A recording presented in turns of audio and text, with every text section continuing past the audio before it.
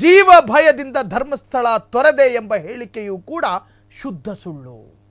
2014ರಲ್ಲಿ ಜೀವ ಭಯದಿಂದ ಧರ್ಮಸ್ಥಳ ತೊರೆದಿದ್ದಾಗಿ ಚಿನ್ನಯ್ಯ ಹೇಳ್ಕೊಂಡಿದ್ದ. ನೋಡಿ, ಅತಿ ಮುಖ್ಯವಾದ ಸಾಲಿದು.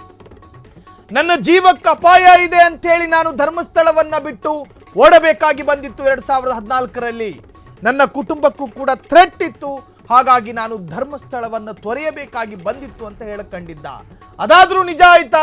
ಅದು ಕೂಡ ಸುಳ್ಳಂತೆ.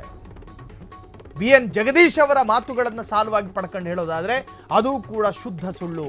ಚಿನ್ನಯ್ಯನ ಮಾತಿನಲ್ಲೂ ಸುಳ್ಳಿತ್ತು, ಹಂತ ಹಂತದಲ್ಲೂ ಕೂಡ ಶುದ್ಧ ಸುಳ್ಳುಗಳು ಉಲ್ಲೇಖ ಆಗಿತ್ತು. ಜೀವ ಭಯದಿಂದ ಧರ್ಮಸ್ಥಳ ತೊರೆದೆ ಎಂಬ ಹೇಳಿಕೆಯೇ ಸುಳ್ಳು. 2014ರಲ್ಲಿ ಜೀವ ಭಯದಿಂದ ಧರ್ಮಸ್ಥಳ ತೊರೆದಿದ್ದಾಗಿ ಚಿನ್ನಯ್ಯ ಹೇಳಿದ್ದ. ಚಿನ್ನಯ್ಯ ಹೇಳಿಕೆ ಕೊಡಬೇಕಾದ್ರೂ ಕೂಡ ಆತನ ಬ್ರೈನಿಗೂ ಮತ್ತು ನಾಲಿಗೆಗೂ ಸಂಬಂಧವೇ ಇರಲಿಲ್ಲ. ಕಾರಣ ಬ್ರೈನು ಸತ್ಯ ಹೇಳುವಂತೇಳಿ ಪ್ರೇರೇಪೆ ಮಾಡುತ್ತೆ, ಆದರೆ ಆತ ಕಲ್ಪನೆ ಮಾಡಿಕೊಳ್ಳುವಂತಹ ಸುಳ್ಳುಗಳು ಮನಸ್ಸಿನಿಂದ ಉದ್ಭವವಾಗಿ ನಾಲಿಗೆಯಿಂದ ಬರಬೇಕಾದ್ರೆ ನಡುಕಗಳು ಶುರುವಾಗುತ್ತೆ. ಕಾರಣ ಬ್ರೈನ್ ಯೋಚನೆ ಮಾಡ್ತಾ ಇರೋದೇ ಏನೋ, ಆದರೆ ಚಿನ್ನಯ್ಯ ಯೋಚನೆ ಮಾಡಿ ಹೇಳ್ತಿರೋದೇ ಏನೋ. ಸೈಕಾಲಜಿ.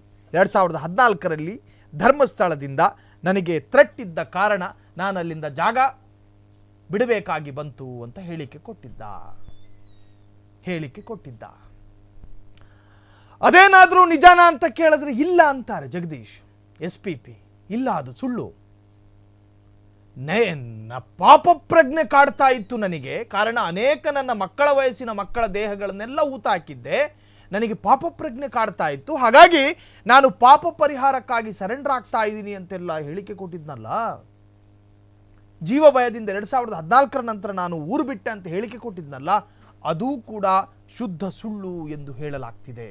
ಹಾಗಾದ್ರೆ ಮುಂದಿನ ಡೆವಲಪ್ಮೆಂಟ್ ಅನ್ನು ಗಮನಿಸುವುದಾದ್ರೆ ಈ ಪ್ರಕರಣದಲ್ಲಿ ಕ್ಷಣ ಕ್ಷಣದ ಸುದ್ದಿಗಳಿಗಾಗಿ ಫ್ರೀಡಂ ಟಿವಿ ಸಬ್ಸ್ಕ್ರೈಬ್ ಮಾಡಿ, ಲೈಕ್ ಮಾಡಿ ಹಾಗೂ ಫಾಲೋ ಮಾಡಿ. ಹೊಸ ಸುದ್ದಿಗಳ ನೋಟಿಫಿಕೇಶನ್ಗಾಗಿ ಬೆಲ್ ಐಕಾನ್ ಮೇಲೆ ಕ್ಲಿಕ್ ಮಾಡಿ.